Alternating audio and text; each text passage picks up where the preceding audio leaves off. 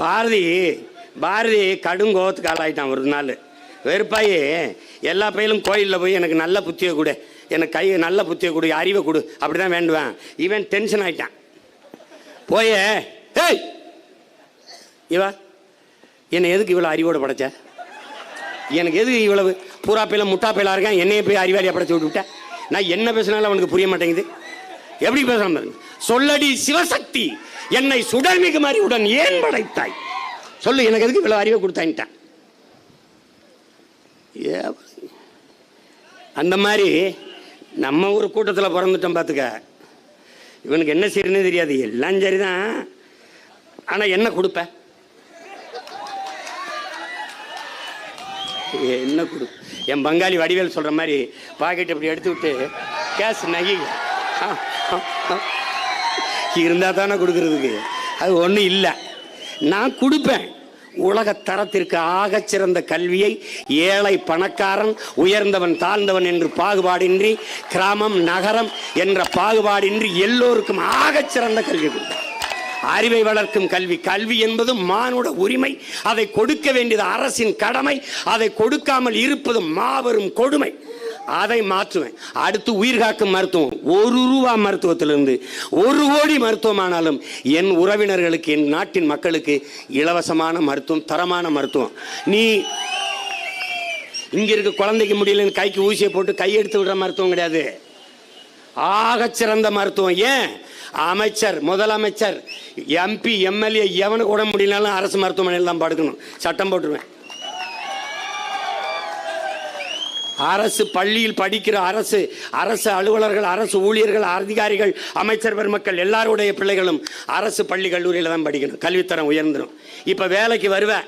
வேலைக்கு எனக்கு இன்டர்வியூக்கு வருவேன். தமிழ்நாடு அரசு வேலை வாய்ப்பில் வருவேன். நாங்கள் இன்டர்வியூ எடுப்போம். நாங்கள் நேர்காணல் எடுக்கும்போது அரசு பள்ளியில் படிச்சிருக்கியான்னு பார்ப்போம், அரசு கல்லூரியில் படிச்சிருக்கியான்னு பார்ப்போம். உனக்கு வேலையில் முன்னுரிமை கொடுப்போம். உனக்கு கொடுத்துட்டு மிச்சம் இருந்தால் தனியார் பள்ளி கல்லூரியில் படித்தோன்னு கொடுப்போம். இல்லைன்னா கிளம்பு பண்ணுறோம். அப்புறம் பார்ப்பேன் பிள்ளைக்கு தமிழ் பேர் இருக்கான்னு பார்ப்பேன். அதுக்கு வேலையில் முன்னுரிமை. கணேஷ், தினேஷ், விகேஷ், சுரேஷ், ரமேஷ் என்று பாம்பு மூச்சு விட்ட மாதிரி புசு புசுன்னு வச்சிருந்தீங்கன்னு வச்சுக்க.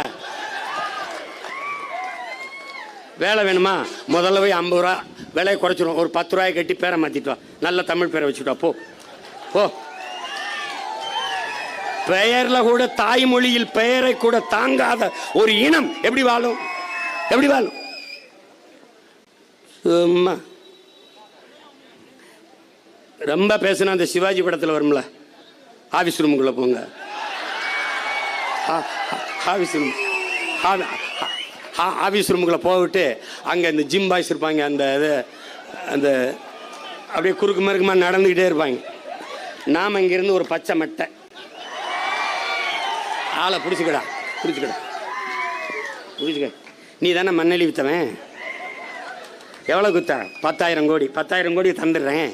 என் மண்ணை திருப்பி தந்துடுவியா? நீ தானடா மலையை எம்சாண்டு போட்டவன். நீ தானடா குவாரி, கல்குவாரி ஓனர். நீ தானே. இங்கே வேடா எத்தனாயிரத்துக்கு குத்தா? 5,000 கோடி. 5,000 கோடியை கொடுத்துட்றேன். என் மலையை வளர்த்து காட்டுறேன், அரையங்களை வளர்த்து காட்டுறான். போட்டு பிச்சு முதுவை. ரொம்ப சேட்டை செய்யும்போது எங்கால என்ன பண்ணுவார் தெரியுமில்ல? இந்த பச்சை மட்டை வைத்தியம் எனக்கு எங்கே தெரியும்? நாட்டில் தான். இவனுக்கெல்லாம் பச்சை மட்டை வைத்தியம் தானே சரியாக இருக்கும்ண்ணே. என்னதான்டா பச்சை மட்டை வைத்தியம்னு? அண்ணே சட்டையை கழட்டிட்டு பச்சை மட்டை வச்சு அடித்தோம்னா தோல் பிரிஞ்சிடும். பிரிஞ்சவொன்னே என்ன பண்ணணும்னா கடல் நீர் அள்ளி கொண்டு அந்த முதுகில் ஊற்றிட்டோம்னா அவன் ஒரு நிலைமைக்கு வருவான் பாரு. அதான் முடிஞ்சிடும். இவங்க அப்போ பொருளாதார வளர்ச்சி என்பது, பொருளாதாரம் என்பது எங்கே இருக்குதுன்னு என் உடன் பிறந்தார்கள் புரிஞ்சுக்கணும். இன்னைக்கு சிற்றூர்களில் தான் நம்ம நாட்டின் சம வீதத்தில் வளர்த்து எடுக்காம கிராமங்கள் காலியாகாமல் பார்த்துக்கணும். வழியும் இன்னைக்கே இந்த நிலைமைனா, இன்னைக்கு 1 கிலோ வெங்காயம் 200 ரூபாய்னா 5 ஆண்டு கழிச்சு 2000 ரூபாய் ஆகாதுன்னு நீ எப்படி நம்புற? தக்காளி 150 ரூபாய்னா ஏன் அது அன்னைக்கு 1500 ரூபாயா ஏன் வராது? அந்த நிலைமை வந்துச்சுன்னா என்ன பண்ணுவ? எல்லா காலத்திலையும் நமக்கு ஏப்ரல் மேல தண்ணி கிடைக்க மாட்டேங்குது. குடத்தை வச்சுக்கிட்டு நம்ம சின்னம்மா, பெரியம்மா, அக்கா, தங்கச்சி எல்லாம் வீதியில் நிற்கிறாங்க. ஆனால் எல்லா காலத்திலையும் இந்த விற்கிற அது அவன் போன் அடிச்சா வந்து அப்படி கேன்கானா இறக்கி விட்டு போறானே எப்படி? எல்லா கடையிலையும் கிண்ல அக்கோஃபனா கிடைக்குது, அது எப்படி? அது எப்படி? அப்ப தண்ணீர் விற்பனைக்கு கிடையாது, தண்ணீர் மானுட தேவை இல்லை. அது ஆட்டிற்கு, மாட்டிற்கு, கோழிக்கு, குஞ்சிக்கு,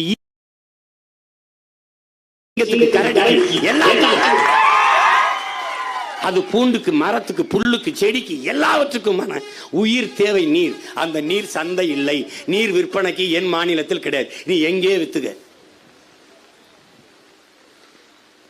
நீ இப்பெல்லாம் நீட்டுன்னு சொல்ல, வேற எங்கேயாவது நீட்டுன்ற. பொது சிவில் சட்டமாம்டா, ஒரே சட்டமாம்டா, அது இந்தியாவில் ஆம்டா, நமக்கு இல்லை. இப்ப சொன்னா பாருங்க என் தம்பி இடும்போ கார்த்திக் சொன்னா பாருங்க, சந்திரசேராவை காட்ட ஆட்டம். அவர் கூட கொஞ்சம் படித்தவருக்கு நாகரிகமா நல்லா நகர்ப்புறத்தில் வளர்ந்துருப்பாரு. நான் யார் தெரியுமில்ல, நல்ல அடர்ந்த பனங்காட்டுக்குள்ள, நல்ல கருவை காட்டுக்குள்ள வாழ்ந்த ஒரு காட்டுப்பய, புரியுதா? அதனால நீ எனக்கு இந்த ஆட்டம்லாம் காட்ட முடியாது. சும்மா வந்துக்கிட்டு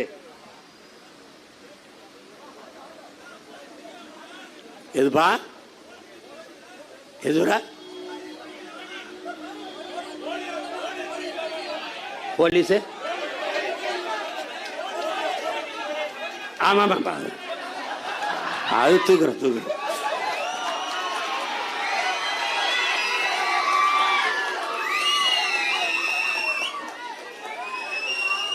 நம் நாடு ஒரு பாலைவனமாக மாற்றப்பட்டு கொண்டிருக்குது. நமக்கு வந்து படிக்க கல்வி இல்லை, படித்தா வேலை இல்லை, உணவு இல்லை, உணவும் உணவாக இல்லை, நஞ்சா இருக்கு. நல்லா கவனிச்சுக்கணும், நீ எல்லாம் மரபணு மாற்றப்பட்ட விதைகளாக வந்துருச்சு. இப்போ நாம் ஒருவேளை நம்மகிட்ட அதிகாரம் வரும்போது நம்ம எவ்வளவு சிரமப்பட வேண்டியது இருக்குன்னா, ஒன்றிலிருந்து இல்லை, ஒரு புள்ளியிலிருந்து நாம் உயிர்ப்பித்து மேலே வரணும். விதையை மீட்கணும், அந்த விதையை பெருக்கணும். ஆடு மாடு வளர்த்தல்னா எல்லாமே சீம பசுவாக இருக்குது, அதை வளர்க்க முடியாது. நாட்டு மாடுகள் இனம் அருகிருச்சு. அப்போ நம்மளுடைய விந்தணுக்களை எடுத்துகிட்டு போய் பிரேசில் பெருக்கிட்டான், அவன் பூரா நம்ம நாட்டு மாட்டை வச்சுருக்கான். அங்கே இருந்து கொண்டு வரணும். குஜராத்து அந்த மற்ற பகுதிகளில் இருக்குது இந்த ஓங்கோல், கிரு, இந்த மாதிரி இதெல்லாம், அதெல்லாம் திருப்பி கொண்டு வரணும். கொண்டு வந்து அதை பெருக்கணும். பெருக்கி நம்முடைய பிள்ளைகளுக்கு இந்த நாட்டில் பசி என்கிற வார்த்தையை தமிழன் அகராதியில் இல்லாமல் ஒழிக்கணும். பசிங்கிற ஒன்றே இருக்கக்கூடாது. நம்ம இங்கே பாரு, மலைகளில் விளையிற இந்த கிழங்கு வகைகள் எல்லாவற்றுக்கும் குறிஞ்சி அங்காடி, கடலில் மீனை பிடிச்சி நம்ம மீனவ சொந்தங்கள் கொடுக்க வேண்டியதான். நாம் நெய்தல் அங்காடின்னு மீனை வாங்கி நாம் சந்தைப்படுத்திக்கிறோம். நம்மளே அரசே பல படகுகளை வாங்கி நம்ம மீனவ மக்கள்கிட்ட கொடுத்து, நீ பாதுகாப்பாக போய் மீன் பிடிச்சி கொண்டாந்து எனக்கு கொடுத்துரு, நான் விற்றுக்கிறேன். அது நெய்தல் அங்காடி. மறுபடி குறிஞ்சி அங்காடி, கத்தரிக்காய், வெண்டைக்காய், சொரக்காய், தக்காளி எல்லாத்தையும் அரசே விற்கி. நீ சுகி இந்த சுமோட்டோவுக்கு அடிக்கிறீல ஃபோனு, அந்த மாதிரி எனக்கு அடிச்சுன்னு வச்சுக்க, படித்த இளைஞர்கள்லாம் இருப்பாங்க, நான் அவனுக்கு வண்டி கொடுத்துருவேன். ஐயா 1 கிலோ தக்காளி, 1 கிலோ கத்தரிக்காய், 1 கிலோ வெண்டைக்காய் அப்படியே போட்டு இந்த முகவரிக்கு அனுப்பிடுனா யாழ் வந்து டோர் டெலிவரி பண்ணிட்டு வந்துடுவான். நீ கொஞ்சம் காந்தியடிகள் சொன்ன மாதிரி உங்கள் உடல் நலன் 3 கிலோமீட்டருக்கு அங்கே போய் விற்கிது, நடந்து போய் வாங்கிட்டு வாங்கன்னு மாதிரி நீ உடல் நலம் பேண்டவனாக இருந்தால் நடந்து வந்து என் சந்தையில் வாங்கிட்டு போகலாம். அதை நல்லா கவனிச்சுக்கணும். ரேஷன் கடையில் தக்காளி விற்கிறவன் அல்ல நான், ரேஷன் கடையில் தக்காளி விற்கிறதில்லை. அதனால கிராம பகுதியில் இன்னும் எங்கள் தோட்டத்தில் வெங்காயம் விளையுது, எங்கள் வயலில் வந்து கத்தரிக்காய் விளையுது, தக்காளி விளையுது, கொத்தவரங்காய் விளையுது, கீரை விளையுது, எல்லாம் விளையுது. அதனால் நாங்கள் யாருக்கிட்டையும் கையேந்தலை. அது வாழ்க்கை தான் தற்சார்பு வாழ்க்கை. உலகத்தில் ஒருத்தன்ட்ட எவனுக்கிட்டையும் கையேந்தாமல் ஒருத்தன் வாழ முடியும்னா அது வேளாண்மை செய்கிற வேளாண் குடிமகன் விவசாயியால் தான் வாழ முடியும். அதனால்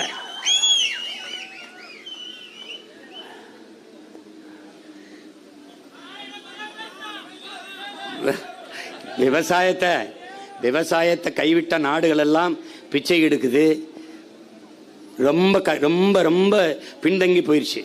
அடிப்படை வந்து உணவு தேவை தான். உணவு மிகப்பெரிய சந்தை. இங்கே கார் ஏற்றுமதி செய்யப்படுது, ஆண்டு ஒன்றுக்கு 50 லட்சம் கார். சோறு இறக்குமதி செய்யப்படுது, வெங்காயம், பருப்பு போன்ற அத்தியாவசிய உணவுப் பொருட்கள் இறக்குமதி செய்யப்படுது. நாம் ஆட்சிக்கு வந்தவொடனே சோறு ஏற்றுமதி செய்யப்படுது, கார் இறக்குமதி செய்யப்படுது. அந்த நிலையை நம்ம மாற்றிக்கிறோம். இப்ப நிலத்துக்கு என்ன செய்வ சீமா? நிலத்துக்கு என்ன செய்வ நீ? பரந்தூர்ல 5000 ஏக்கர் எடுக்கிறீல்ல, நான் எடுக்கிறேன் என் மக்கள்கிட்ட, எவனும் போராட மாட்டான், கொடுத்துருவான். ஏன்? நான் 5000 ஏக்கர்ல நான் அரசு விவசாயம் செய்கிறேன், நீ நிலத்தை எனக்கு ஒத்திக்கி கொடு, 25 ஆண்டுகளுக்கு, 1/4 நூற்றாண்டுக்கு கொடு, இந்த விலை, இந்த நிலம் என்ன விலைன்னு கேட்பேன், இந்த விலையை கொடுத்து ஒப்பந்தம் போட்டுக்கிறேன் 25 ஆண்டுகளுக்கு. இந்த நிலத்திலே நீ அரசு பணியாளரை, கவர்மெண்ட் எம்ப்ளாயா வேலை செய்யலாம், நீ உன் குடும்பத்தில் யாரோ ஒருத்தர் வேலை செய்யலாம், ஆனால் இந்த தொகை நீ வச்சுக்கலாம். அப்போ நான் வேலை செய்வேன். விளைநிலமாக இருக்கும், பட்டா உரிமை அவன் பேரில் இருக்கும், அரசு அதை பயன்படுத்தும். 25 ஆண்டு கழிச்சு நாங்கள் செத்து போயிட்டா இன்னொரு தலைமுறை ஆள வரும்ல, அது போய் அந்த நிலத்து உரிமையாளர்கிட்ட கேட்கும், வாரிசுக்கிட்ட, இந்த நிலத்தை அரசுக்கிட்ட கொடுக்குறீங்களா இல்லை நீங்கள் எடுத்துக்கிறீங்களான்னு. இல்லை அரசுக்கிட்டே கொடுக்குறோம்னா அன்னைக்கு இருக்கிற நில மதிப்பு என்னவோ அதுக்கு மறு ஒப்பந்தம் போட்டு எடுத்து விவசாயம் பண்ணுவோம். அப்போ நானே விவசாயம் பார்க்கும்போது அரிசி இல்லை, பருப்பு இல்லை, எண்ணெய் இல்லை, உளுந்து இல்லை, கிடையாது. எல்லாம் இயற்கை உர விவசாயம். நோ ஆர்கானிக் ஃபுட்டுங்கிற ஒன்லி வேர்டு கிடையாது. உண்மையிலேயே இயற்கை உணவு, நஞ்சில்லா உணவு, அதுவே நம் கனவு என்று எங்களுடைய பெரிய தகப்பன் நம்மாழ்வார் கற்பித்த அந்த தத்துவத்துக்கேற்ப விஷமில்லாத நஞ்சில்லாத உணவு. 3 வயது குழந்தைக்கு புற்றுநோய், உலகத்திலே புனிதமாக இருந்தது தாயின் மார்பிலிருந்து வர்ற பால் தான். அந்த பால் நஞ்சாகி போனது. பால் நஞ்சானதற்கு காரணம் தாய் உண்ட உணவு நஞ்சாகி போனது. அப்போ அந்த உணவு நஞ்சில்லாமல் தடுக்கணும்னா இயற்கை வேளாண்மைக்கு திரும்பணும். வேளாண்மை என்பதே இயற்கை தான். வேளாண் என்பது தொழிலே அல்ல. வேளாண்மை என்பது நம்முடைய வாழ்வியல், பண்பாடு, கலாச்சாரம். அதனால தான் அக்ரிகல்ச்சர் என்று அதற்கு பேர்.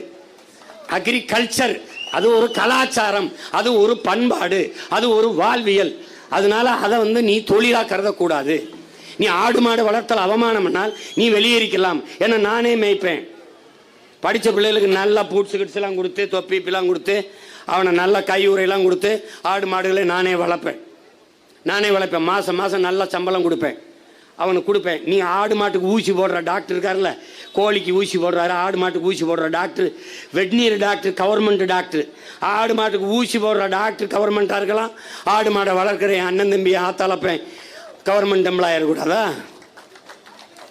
உலகத்திலே மாட்டுக்கறி அதிக ஏற்றுமதி செய்கிற நாடு India. Beef export Hindustan is number 1. நாட்டின் பிரதமரே சொல்றாரு. 24 லட்சம் டன் ஆண்டு ஒன்றுக்கு ஏற்றுமதி செய்து உலகத்தில். அது ஊரானுக்கு ஊட்டி விடும், உள்ளவன் சாப்பிட்டா கொண்டு வரும், அது வேற. அப்போ மாட்டுக்கறி ஏற்றுமதி நான் ஏற்றுமதி செய்கிறேன். பால் பிரதமர் டைரி டேல பேசுறாரு, ஐயா மோடி பேசுறாரு. பாலின் சந்தை மதிப்பு அவ்வளவு இருக்கு, நம்ம பால் உற்பத்தியை பெருக்கி அதிலே தற்சார்பு பொருளாதாரத்தை அடையலாம்ன்றார். சொல்லுவார், செய்ய மாட்டார். நாம சொல்றத செய்யறோம், உறுதியா செய்யறோம். அப்ப இதுக்கென்னு உடன் பிறந்தார்கள். நாங்கள் உயிருக்கு மேலாக நேசிக்கிற எம் சொந்தங்கள் செய்ய வேண்டிய ஒன்றே ஒன்றுதான். உங்கள் பிள்ளைகள் எங்களுக்கு ஒரு ஓட்டை போட்டு நாட்டை எங்ககிட்ட கொடுங்க, நீங்க மீதியை நாங்கள் பார்த்துக்கிறோம், நீங்க நிம்மதியா இருங்க. பிள்ளைகள் படிப்பா, வீட்டில் முதல் குடிமகனுக்கு என்ன, முதலமைச்சருக்கு என்ன மருத்துவம் கிடைக்குமோ அந்த மருத்துவத்தை சாதாரண குடிமகனுக்கும் கொடுப்போம். நீங்க பாருங்க, அரசு நடத்துது ஒரு அரசு மருத்துவமனை, ஓமந்தூர் ராமசாமி தாத்தா பேர்ல நடத்துது. அந்த மருத்துவமனையில் செந்தில் பாலாஜியை சேர்க்குறாங்க. அந்த மருத்துவமனையில் மருத்துவம் தரமாலைன்னு காவிரிக்கு தூக்கிட்டு போறாங்க.